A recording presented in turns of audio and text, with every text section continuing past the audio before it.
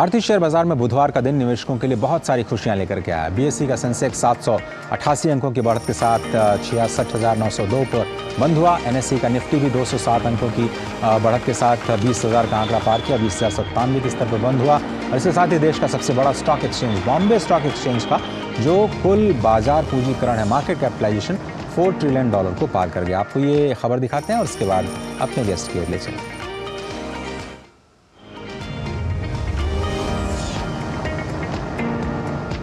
भारतीय शेयर बाजार ने बुधवार को बड़ा मुकाम हासिल किया। पहली बार बीएसई लिस्टेड शेयरों का मार्केट कैप ऐतिहासिक $4 ट्रिलियन के पार पहुंचा। वर्तमान में 4 ट्रिलियन अमेरिकी डॉलर से अधिक एम कैप वाले एक्सचेंज में अमेरिका, चीन, जापान और हांगकांग के बाजार शामिल हैं।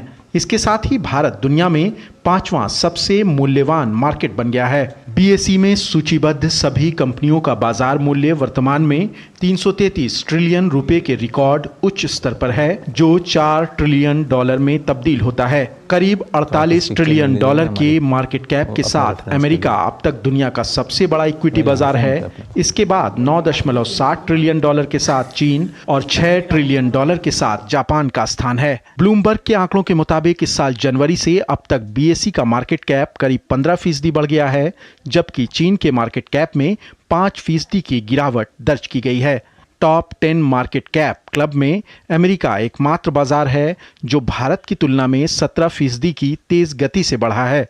संयुक्त विश्व बाजार पूंजीकरण इस वर्ष 10% बढ़कर $106 ट्रिलियन हो गया है। इस साल मिड कैप और स्मॉल कैप शेयरों में बढ़त से मार्केट कैप में बढ़ोतरी हुई है। 1 अप्रैल के बाद से बीएसई का एम कैप 27% बढ़ा। घरेलू शेयर बाजार में बुधवार को जबरदस्त तेजी दिखी। बाजार के प्रमुख इंडेक्स लगातार दूसरे दिन हरे निशान पर बंद हुए। इस दौरान बीएसई सेंसेक्स और एनएसई निफ्टी में 1% की बढ़त दर्ज की गई। सितंबर के बाद पहली बार निफ्टी फिर 20,000 के पार पहुंच गया है। शेयर बाजार में निवेशकों का रुझान दिखाता है कि भारतीय अर्थव्यवस्था में स्थिरता पर उनका भरोसा बढ़ा है। सेंसेक्स और निफ्टी इस बार 13 सितंबर के बाद अब वापस से अपने उस लेवल को क्रॉस किया है और इस समय 20,100 का आंकड़ा और सेंसेक्स ने 67,000 का आंकड़ा वापस से छुआ है। ये तेजी इस समय मार्केट में इसलिए देखने को मिल रही क्योंकि यहां पर ग्लोबल जो मार्केट है उनसे पॉजिटिव संकेत और भारत के फंडामेंटल यहां पर स्ट्रांग है, जिसकी वजह से अक्रॉस द सेक्टर, चाहे auto, cement, FMCG, energy, bank, इन सभी काउंटर में यहां पर तेजी का ट्रेंड देखने को मिल रहा है और इसी वजह से यहां पर अच्छी खासी बाइंग जो है वो देखने को मिल रही है। सेंसेक्स 728 अंकों की बढ़त के साथ 66,902 के स्तर पर कारोबार करता दिखा। दूसरी ओर निफ्टी 207 अंक मजबूत होकर 20,097 के लेवल पर पहुंच गया। बाजार में चौतरफा खरीदारी दिखी। इस दौरान बैंकिंग, ऑटो और आईटी सेक्टर के शेयरों में मजबूती आई। Bureau report, DD news.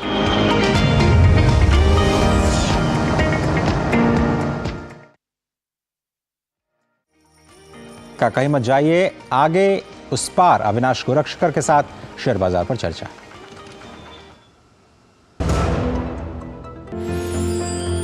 साल, बरस और सदी नहीं, एक युग गुजर जाएगा।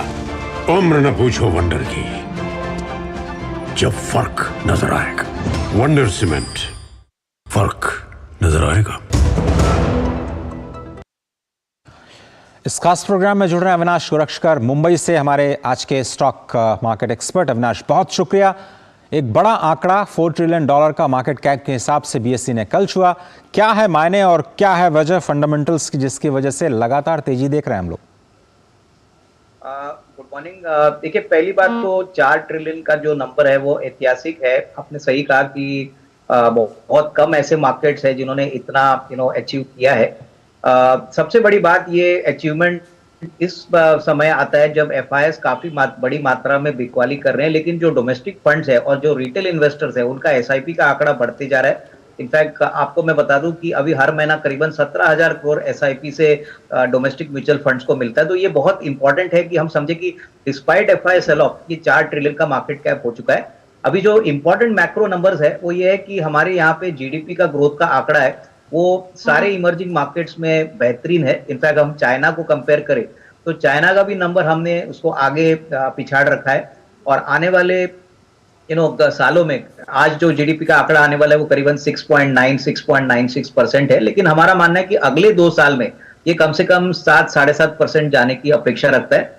सबसे बड़ी बात, इंडिया एक ऐसा इमर्जिंग मार्केट हो चुका है जहां पे अर्निंग स्टोरी, कॉर्पोरेट ग्रोथ, जो माहौल है, पॉलिटिकल स्टेबिलिटी है, ये सब देखते हुए जो निवेशक है इन्होंने काफी बड़ा पैसा डाला है। लेकिन मैं यही कहूंगा कि डोमेस्टिक बाइंग से ज्यादातर ये हुआ है। आगे जब एफआई की बाइंग आएगी, होपफुली इलेक्शंस के बाद मार्केट सेटल होगा, स्टेबल होगा, तो उसके बाद और भी तेजी का माहौल आएगा।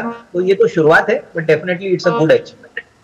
अविनाश जी, लेकिन अगर हम बात करें विदेशी रुझान की, जिसकी आप भी उम्मीद कर रहे हैं कि शायद एफआई इन्वेस्टमेंट आए, भारत के बाजार को लेकर के बाहर क्या रुख है?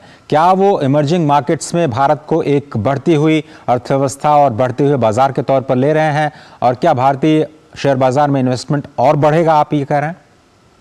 बिल्कुल, देखिए हम काफी फॉरेन इन्वेस्टर्स से बातचीत करते हैं, और सबसे बड़ा जो मुद्दा है जो अभी आपको दिख रहा है कि एफआई का नंबर नेगेटिव आ रहा है, वो इसलिए क्योंकि डॉलर एप्रिशिएट हो रहा है, रुपया वीक हो रहा है, तो नया डॉलर इंडिया में नहीं आ रहा है। लेकिन एक बात तो क्लियर है कि जैसे पॉलिटिकल इलेक्शंस होंगे, स्टेबिलिटी आएगी, क्योंकि इलेक्शंस के पहले 3-6 महीने के पहले मार्केट में वॉलेटिलिटी भी बढ़ेगी। बट इतना जरूर है कि इंडिया में रुचि बहुत है, ग्रोथ काफी सिग्निफिकेंटली ज्यादा है, और पैसा जरूर आएगा। तो मुझे लग रहा है कि निवेशकों को लॉन्ग टर्म नजरिया से ही मार्केट को देखना चाहिए, और ये लिक्विडिटी एक बार इंडिया में आती है एफआईएस के पॉइंट ऑफ व्यू से, तो आपको शायद और तेजी देखने को मिलेगी, जो मेरे ख्याल से ओवरऑल मार्केट का जो डेप्थ और मैच्योरिटी है, लिक्विडिटी है, वो सारी चीजों को और भी बेहतरीन करेगा। मेरा अंतिम सवाल इस कार्यक्रम में, जो शायद सभी के मन में होगा, आईपीओस का मौसम चल रहा है, बहुत सारे आईपीओस में लोगों ने पैसा लगाया होगा। क्या ये आईपीओस भारत के शेयर बाजार को और सपोर्ट करते हुए नजर आएंगे? आगे जाते हुए आईपीओस का क्या भविष्य है?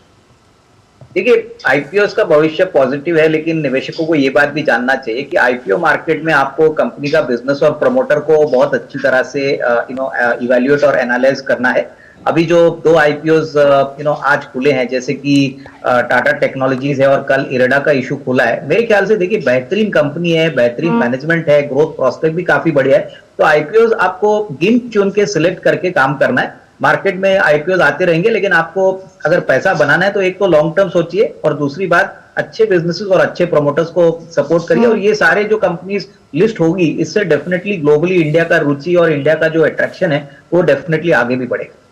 अविनाश कुरशकर, बहुत धन्यवाद मुंबई से वक्त निकालने के लिए और इकोनॉमी टुडे में जुड़ने के लिए। एक छोटा सा ब्रेक लेना होगा। आप देख रहे हैं इकोनॉमी टुडे, और एक छोटा सा ब्रेक, जल्द हाजिर होते हैं।